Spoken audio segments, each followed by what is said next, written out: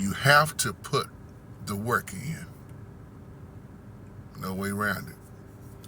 You know, it's a lot of people, they tell me from talking to them, they want to be so successful. They want this, they want that, they want everything to work out, but they don't want to put the work in. They sound good. Anything you're trying to be great at and successful, you got to put in that work, that time. You know, they used to tell us growing up, you need at least 8 hours of sleep. But when you talk to somebody that's very successful, they'll tell you, I don't never sleep 8 hours. Matter of fact, I might get 4 hours of sleep. Sometimes only 3 hours of sleep. Because when you talk to people that's wealthy, they'll tell you, a boss don't really sleep no 8 hours. But that's what they told us. You need 8 hours of sleep. You need this, you need that. But when you put in the work, it's endless hours.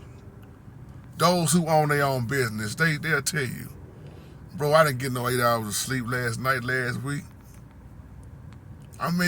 Last night I think I got about maybe 4 hours of sleep and I was back up.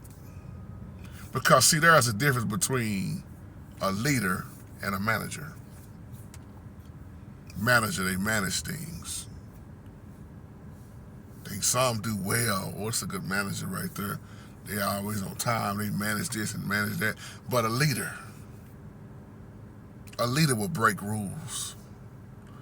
A leader will go against management. Especially when you own your own. You will go against things. Because see, so many people get comfortable with what they're doing. Matter of fact, let's be honest. That's what's wrong with a lot of churches. They too comfortable. The pastor too comfortable. They too traditional. They don't want to break tradition, like I said the other day. They don't want to break it. They're scared to step outside of the little comfort zone. Not knowing that's how you really grow. By doing things different that you have never done before.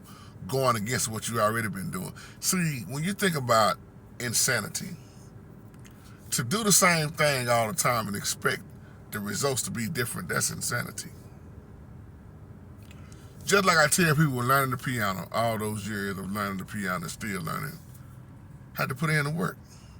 See, I made a lot of piano players mad because so many piano players just give me the chords. Just give me. But when I say put in work, study, learn your theory. Oh man, forget all that. What you think I did?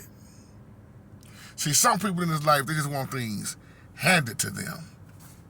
You don't know the endless hours of doing all those videos. Endless hours. Still working on jobs. And when I got laid off, I put in more work teaching on them piano tutorials. Endless hours. I remember one dude got mad at me because I said, man, you got to put in the work. So many people want things to happen overnight without putting in the work. And then some people come into this like, man, things are just kind of handed to them in so many ways. That's what I look at with an inheritance.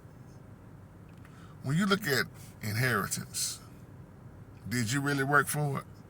Or did somebody else work for it and just gave it to you? And a lot of people want somebody to just give them something. They don't want to work hard for it. I look at my brother Rodney, PP Drawings, starting up that window cleaning company,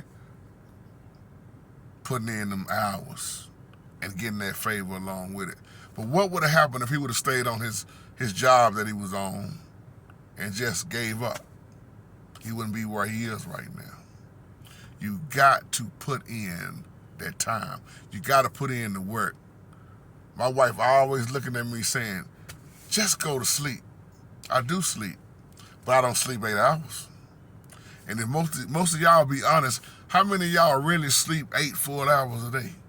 I'm thinking right now, I don't know nobody that I know that sleep 8 hours. Like the word have taught us to do. No. So on that note, I just wanted to come back and say on a little video like this, you got to put in the work. You want it done, you got to put in the work, and you got to go through the process. And then watch how the results turn out. And on that note, love y'all. Shalom.